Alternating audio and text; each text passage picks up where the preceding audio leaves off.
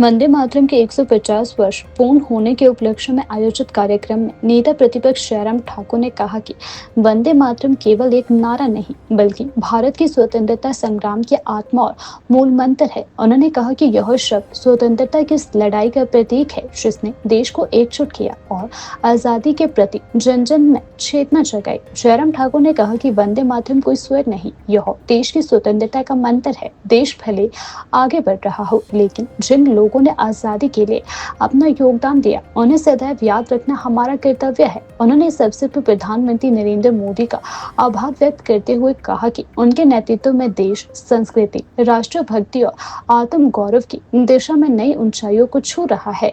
सीधा विषय है कि वंदे मातरम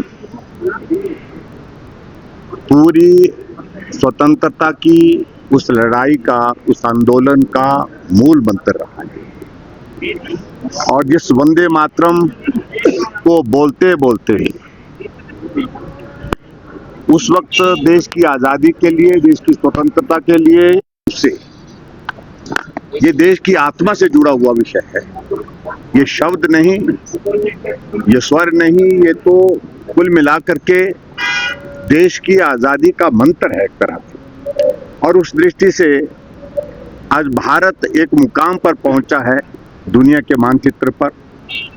ऐसे में हम आगे बढ़ने की बात के साथ साथ पीछे जिन चीजों का योगदान इस देश की आजादी के लिए रहा है, अपना मूल, अपनी संस्कृति, अपना संस्कार और देश की आजादी के लिए जिन लोगों ने कुर्बानी दी है, उसको याद करने का भी ये समय है।